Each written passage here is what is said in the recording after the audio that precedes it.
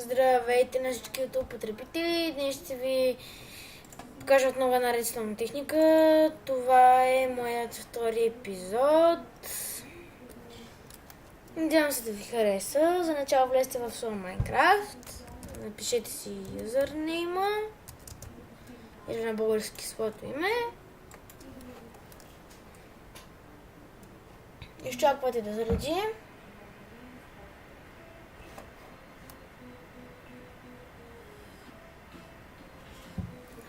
След което си влизате в по-добре да влезете на синглплеер, на самостоятелна игра.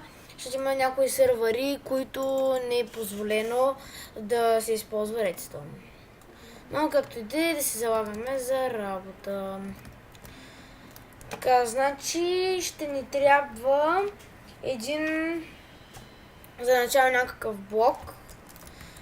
Сега не ме гледайте, че отварям LAN, аз го отварям, за да може да си пиша командите на таймсет, като стане вечер.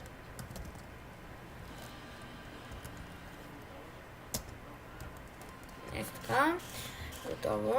След което си вземаме някакъв блок. Например, аз не обичам вълна.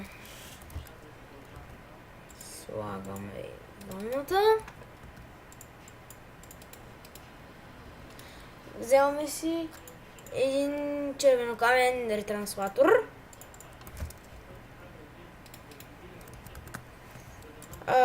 След което тук слагаме отново блокче. Трябва да си вземем едно бутало.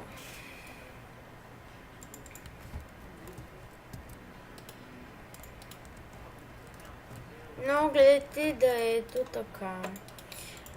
Сега малко повече ще ви обясня за тази техника. Тази техника се нарича... тя се нарича... Вчайте, забравих името. Тя се казва скъсител на импулси.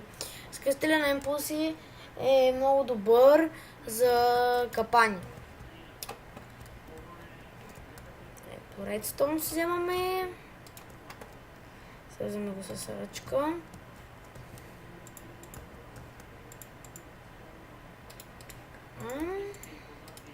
И тъй като е капан, направите някъде около 2 блока изкуп.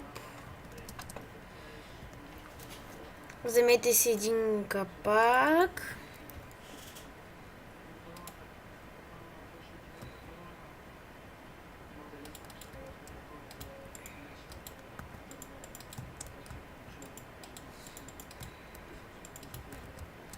Ами ето това трябва да се получи. Сега да ви покажем как действа техниката. Е тук. Отново се свързвате с редстон. Видяхте ли? Значи ще го демонстрирам пак. Опа.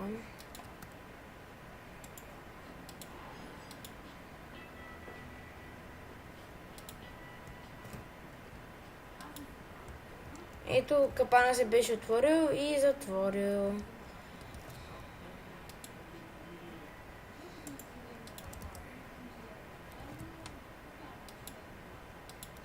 Вижте ли колко бързо? Ами това беше за днес. Надявам се да съм ви